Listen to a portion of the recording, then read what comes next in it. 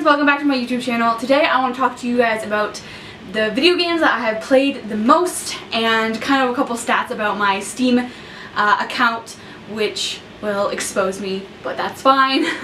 I learned the other day that you can go onto this website called Steam Gauge, and it tells you how much total time you spent playing video games, how much total video games you have in your account, and how much money, or the value of your account. It doesn't tell you how much money you spent because it doesn't know like whether there was a sale on when you bought it, but it tells you the value of your account. Then I'm going to talk to you guys about the top 10 games that I have based on playtime. So according to Steam Gauge, I have been on Steam for 7 years, and over the 7 years I've spent 1,967 hours playing video games. 0.1 hours playing video games. That includes 256 titles, and I am valued at about $1,996.33. That is very generous. I don't think I've spent that much on video games because most video games that I get, I wait until they're like really old and really on sale. Like I get video games for like 30 cents.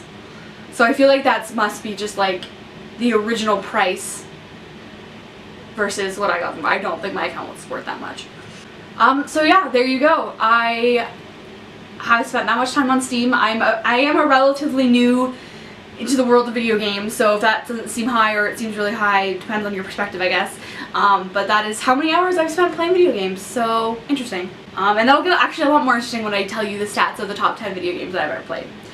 So, number 10, so like the 10th most played video game that I have, is actually a 6-in-1 video game bundle.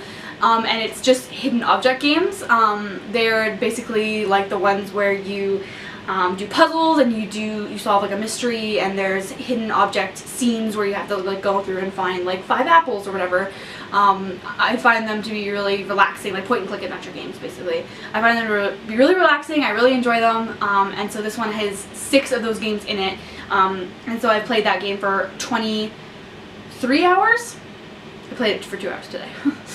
Number 9 is Starbound, which is a little bit of a smaller in-year game, and it is a, how would I describe that? It's pixel style art, side-scrolling kind of game where you explore space. You're basically like an astronaut exploring space, and you go to all these different planets, and you defeat bad guys, and you're trying to solve this big mystery.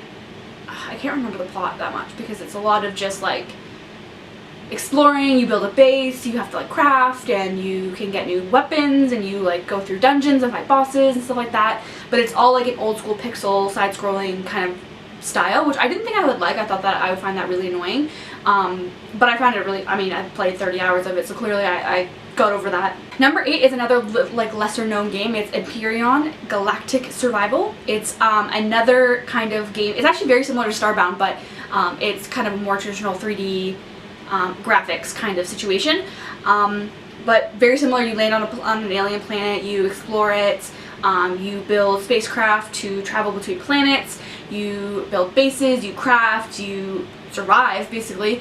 That was a really fun one. You got to build like big spaceships that like modularly, so you could add on different like things. That one was really fun. I played with Nick as well. Starbound I played with him, and this one I played with him for all 37 hours that I played it. Number 7 is Life is Strange, which I have 40 hours in. I love that game. I went through and got all the collectibles. I went through and played it all a bunch of different times to see all the different like outcomes and different stuff like that, and see like what decisions affected what. Yeah, I really love that game. If you don't know what it is, it's a it's an adventure game where you play a young girl who goes to a private school, and she suddenly realizes that she has these powers that allow her to rewind time, and so it's kind of like her life after that, and her friend like going through basically like normal kind of high school things, but with the added aspect of the power. Makes a really interesting gameplay, and I really recommend it. Next is Creativerse, which is another crafting survival game that I played with Nick. I have 55 hours in that game.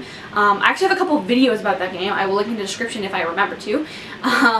It's basically like a Minecraft clone where it's just like, it's block based, and you build bases, you build different things. The one thing that Creativerse had that was really fun for me and Nick is it had like blueprints, so it would kind of put an outline of like a really cool building and then you would craft it yourself.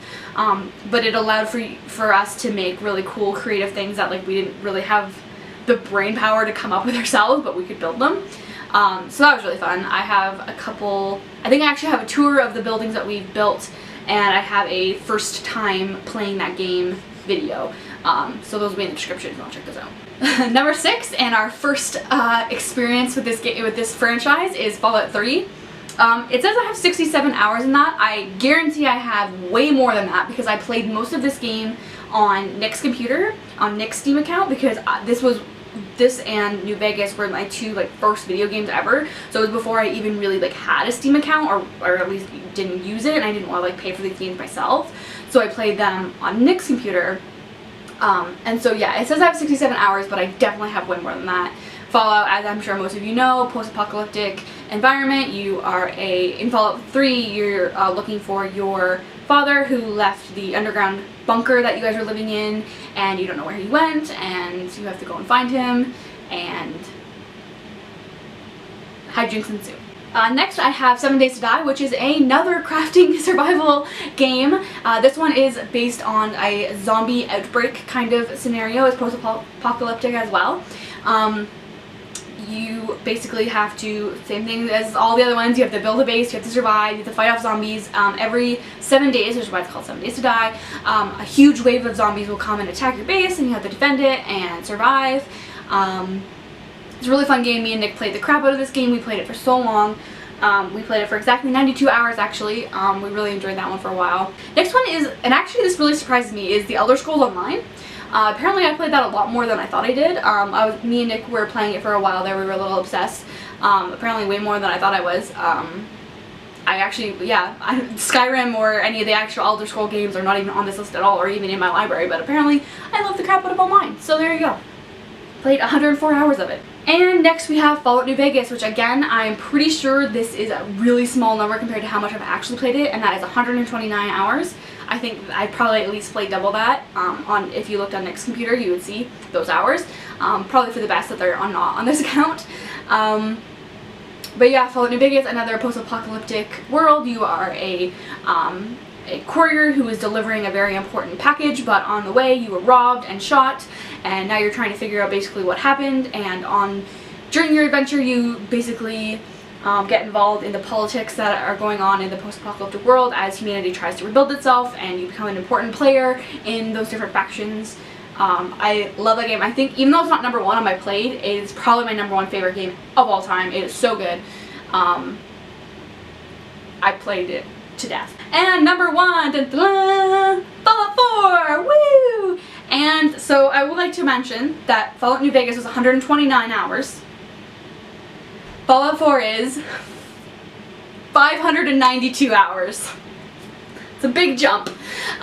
Yeah, I played a lot of Fallout 4. I did all of the expansions, and I did a bunch of mods with it too, so that gave me a lot more playtime out of it, which is why, even though I say that Fallout New Vegas is my favorite game, although I have more hours than 4, that's why I didn't really mod New Vegas at all, and also Fallout just has more content in general.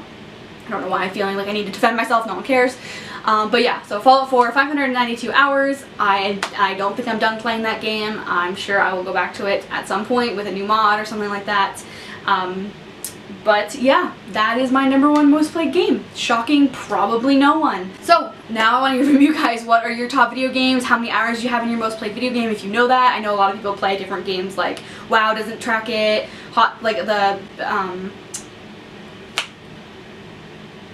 Blizzard doesn't track their hours in their launcher and stuff like that, and like the new Fallout 76 doesn't track its hours and stuff like that. But if you happen to know how many hours you have put into your video game, let me know. I love to hear the silly amount of hours that people put into video games. I think, you know, if it makes you happy and you're not hurting anyone, why not?